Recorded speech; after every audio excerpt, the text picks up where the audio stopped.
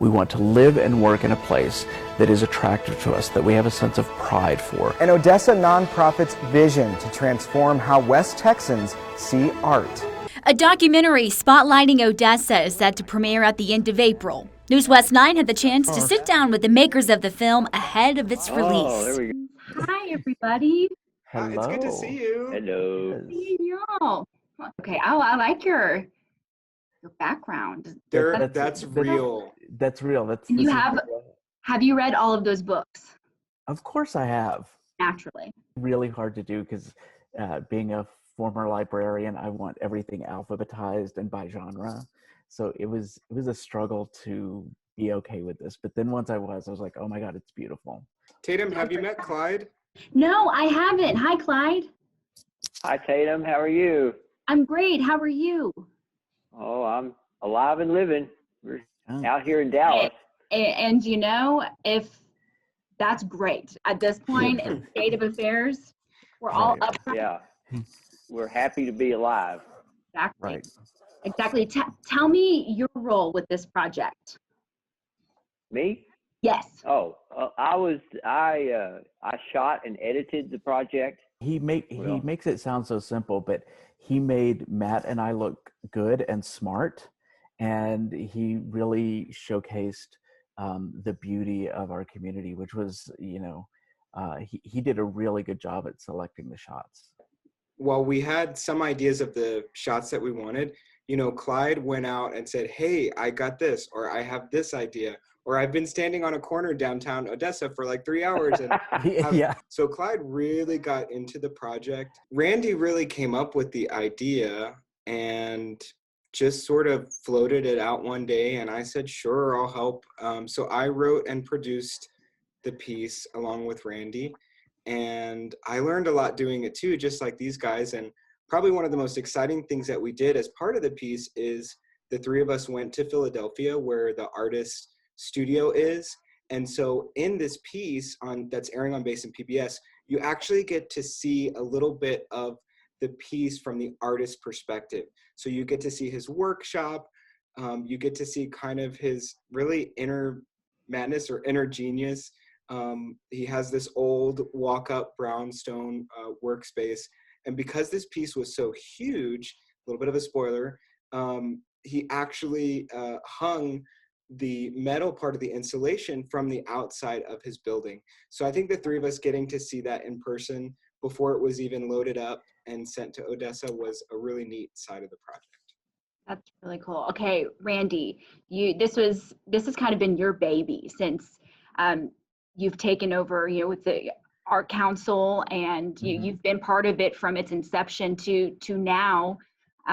Give me kind of the backstory. We've been around for it, but what about this just really inspired you?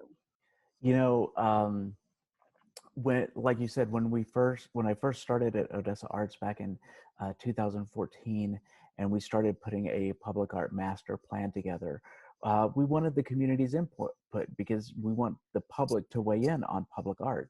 And so for me, it was really cool that every time I would talk to a group, whether it was Rotarians or whether it was just people on the street or whatever, everybody always pointed at the old Cloth World sign and they said, please do something with that.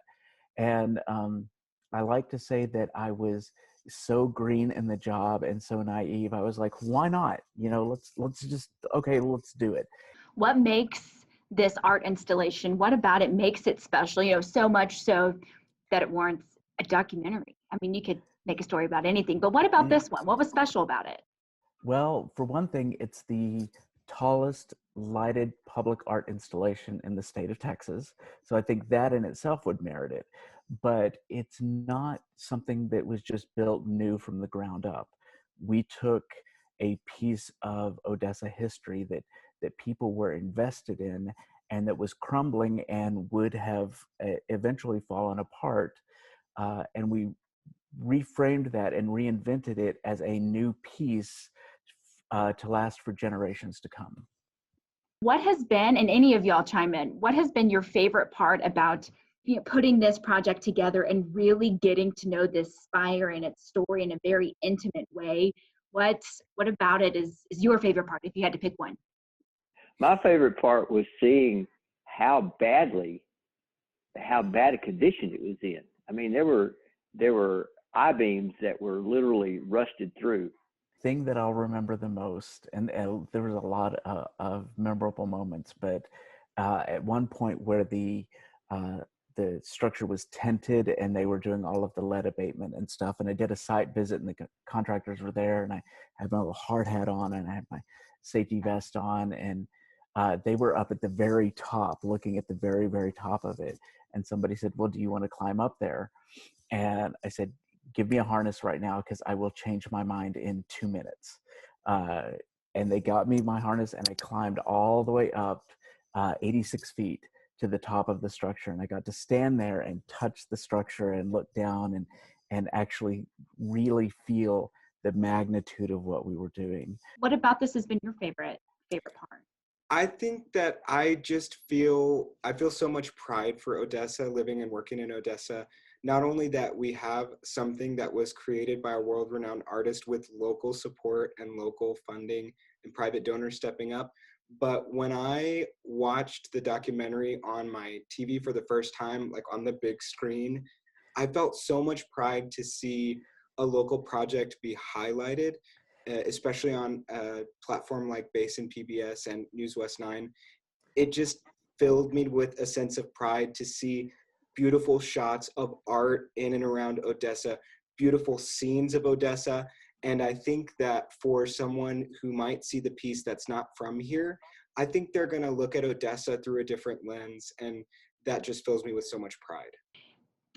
Hang with me on this, but I kind of feel like this spire, it's kind of a metaphor for Odessa, if you will. You know, at its beginning, it was kind of tired, forgotten about, and just neglected. And in that time, it's really kind of been a rebirth, if you will, and just shows that, you know, one, people are paying attention to art now. You know, Randy, when you first started, it wasn't a thing. People weren't talking about art, but there is culture here now, and it's really kind of changed the landscape.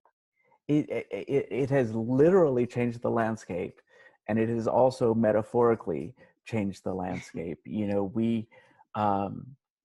it's difficult a lot of times to visualize something when it's not there, and art can really drive a forward-thinking, progressive way of looking at our community. We live here. This is our home. We deserve nice things, and we deserve to think of ourselves as a community with art and with culture and with good education and with good healthcare and with good all of the other things. And public art is a lot of times a barometer that will entice people to move and put down roots, and that's what we want. Clyde, I know that you shot a lot of scenes, you know, thinking about the feeling. What feeling do you hope people get when they see some of the shots that you put into the piece? Well, you know, we've got shots of the spire, but we've also got shots of the traffic boxes, some of the new art, like that new art piece over by the Marriott. There's other art pieces in town that we've shot that we're showing. We've also got some shots of just the scenic around town. And, you know, I think it makes us understand that Odessa's, like Randy said, it's our home, and we really do have some nice stuff here, and no one talks about it. And I think the Randy and the Arts Association have taken a lead on this and say, hey guys, look what we do have here. You know, if somebody is watching this, and this is what my hope is, you know, somebody tuning in that is not familiar with the Spire and its story, who is relatively new just in general to, you know, culture and art in West Texas, what do you hope they learn? You know, I hope that they do learn that we are a community that values the arts, and we are a community that has these things, that they would want to get involved and maybe go see an exhibit at the Ellen Noel, go see something at the Permian Playhouse, or, you know, even volunteer with any of these organizations and and understand that, especially in these times, art is still important. It's not a luxury, it's a necessity. It's the thing that provides us comfort. It's the thing that encourages us to get up and move forward. And it's the thing that can inspire us to do great things. What else should people know about this documentary? One thing that hit the cutting room floor that we weren't able to include, so maybe I'll mention it here. Thinking about the timing of this project and the unveiling of the documentary, I think it's something that, like you said, we really need right now. And one of the reasons why the artist wanted to make this structure even taller than the original spire was because he wanted it to serve as a beacon of light, a beacon of hope. And I think right now more than ever, if people passing it by, even in the daylight, the materials that he chose are very reflective. And so it kind of shimmers and glints and looks a little bit different depending on where you're standing and what the sunlight is. And then of course at night, vibrant LED color changing lights that really light up the night sky. So I know that Ray King wanted this to be a beacon for Odessans, and it's our hope that it's a beacon of hope and joy and positive feelings right now. Matt and Clyde said when they put the documentary together, we really hope it inspires everyone. And by the way, when I saw the title of it, genius. Right. Clyde titled the piece. Now, he might have thought he was just putting a filler there, but Clyde, did you know you were titling the piece? Well, I was suggesting a title. We didn't have a title as far as I knew at the time, and I just had to put something there in that title shot, and thought, well, that might be cool. Maybe they'll like that. I don't know. So that's what I typed in, and but it works real well, I guess. You can see it from the comfort of your home, Tuesday, April 28th at 7 p.m. on Basin PBS.